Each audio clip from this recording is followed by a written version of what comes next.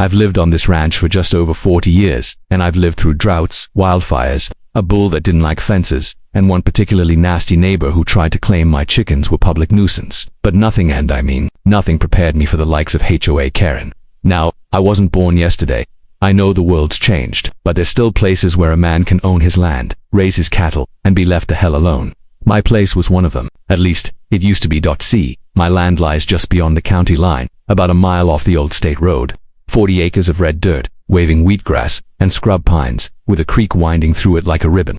That creek's been the source of stories in my family for generations. My granddad caught his first catfish there, and I proposed to my late wife down by the water one fall evening. So when a developer bought up the land next door and built what they called Silver Ridge Estates, I got a bad feeling in my gut. They moved in fast, matching houses with granite driveways, solar roofs, and rules for everything from your lawn height to the color of your blinds.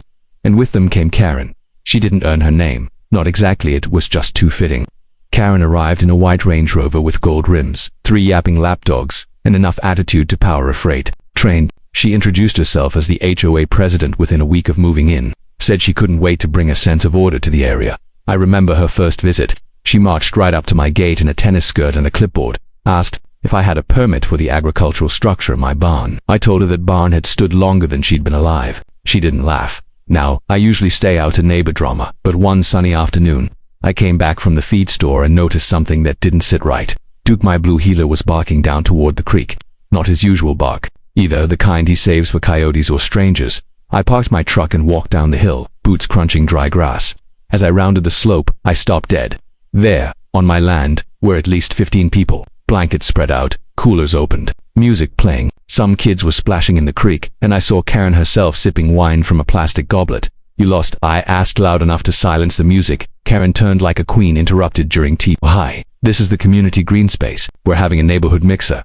I raised my brow. "This ain't your green space. This is my land." A guy in a salmon-colored polo chimed in. Karen said this area wasn't claimed. She said the HOA had right of access to the creek front. I pointed toward my barn. "See that camera? That's recording everything. You're all trespassing. Get off my land," Karen sniffed. The HOA voted. We reviewed maps. The property line is unclear. Duke didn't wait. He dashed forward with a bark like thunder. The crowd jumped. Toddlers screamed. Karen spilled wine on her blouse. 5 minutes, I said. "After that, Duke's gonna start hurting." They packed up in a panic. Left trash behind, chips, empty cups, even a busted chair. I spent the next hour collecting it all, muttering under my breath. Duke helped. Smartest damn dog I ever had. Thought it was over. It was just beginning. The next morning I stepped out to find an envelope zip-tied to my gate. Neon orange. Notice of violation. Silver Ridge, HOA, you are in breach of shared use provisions of the creekfront green space. A $500 fine is issued.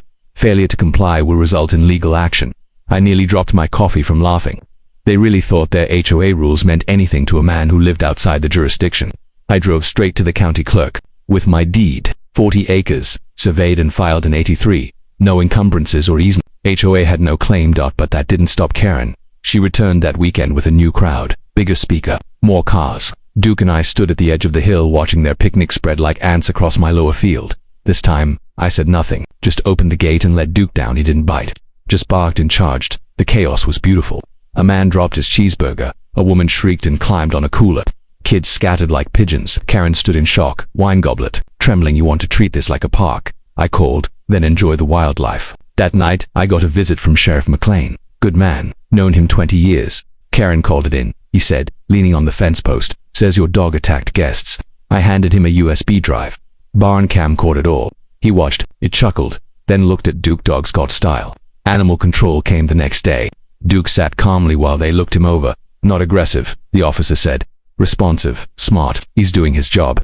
Karen wasn't done. She filed complaints with zoning, claiming I was running a dog training facility, sent letters to neighbors claiming I was unstable, even posted in her HOA newsletter that I was harboring a dangerous animal.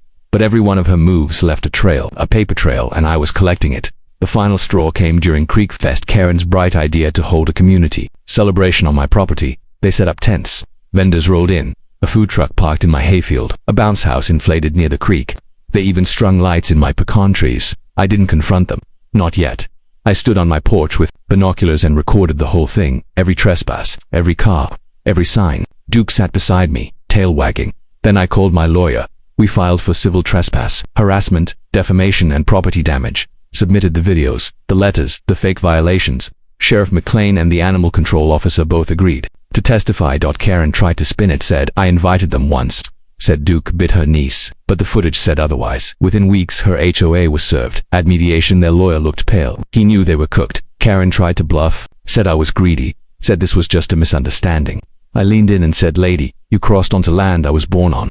You don't get to lie, fine me, and throw a carnival without consequences." They settled. $27,000 paid. Public apology from the board. Karen was voted out as HOA president within days. Some of the Silver Ridge folks came to apologize in person. A few even offered to help replant the grass. Does for Karen. She put her house on the market that month. Rumor says she moved to Florida. God help M. Me and Duke put up a new sign that reads, "Private property. Trespassers will be herded." Sometimes I sit on the porch with a cold drink and Duke at my feet. The creek still runs quiet. No more shouting, no more wine sippers or drama, just the way I like it. If you enjoyed this story, don't forget to like, subscribe, and stick around. I've got more wild HOA tales coming your way.